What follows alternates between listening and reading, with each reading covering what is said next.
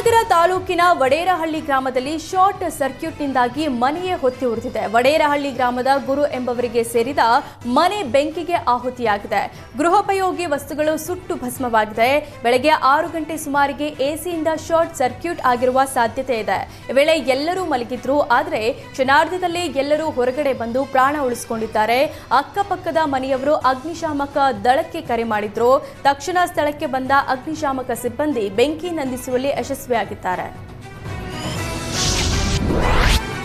ಶಿವಮೊಗ್ಗ ನಗರದ ಟಿಪ್ಪು ನಗರದಲ್ಲಿ air gun ಹಾರಿಸುವ ಮೂಲಕ ಸಾರ್ವಜನಿಕರಲ್ಲಿ ಭಯ ಹುಟ್ಟಿಸಿದ್ದ ಆರೋಪದಡಿ ಬಂಧನವಾಗಿದ್ದ ರೌಡಿ ಶೀಟರ್ ಜೈಲು ಸೇರಿದ್ದಾನೆ. ಟಿಪ್ಪು ನಗರದ ಬಿಲಾಲ್ ಮಸೀದಿ ಬಳಿ ರೌಡಿ ಶೀಟರ್ ಇಫ್ರಾನ್ ಯಾನೆ ಏರ್ ಗನ್ ತೋರಿಸಿ ಪೆಲೆಟ್ ಹಾರಿಸಿ ಸಾರ್ವಜನಿಕರಲ್ಲಿ ಭಯ ಹುಟ್ಟಿಸಿದ್ದ.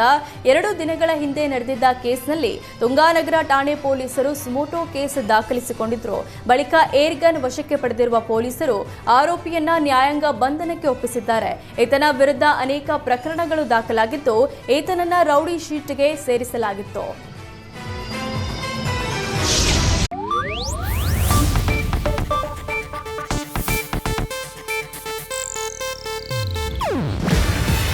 ಇದು ಏಷ್ಯಾನೆಟ್ ನ್ಯೂಸ್ ನೆಟ್ವರ್ಕ್ ಪ್ರಸ್ತುತಿ. ನೀವು ನೋಡ್ತಿದ್ದೀರಾ ಏಷ್ಯಾನೆಟ್ ಸುವರ್ಣ ನ್ಯೂಸ್.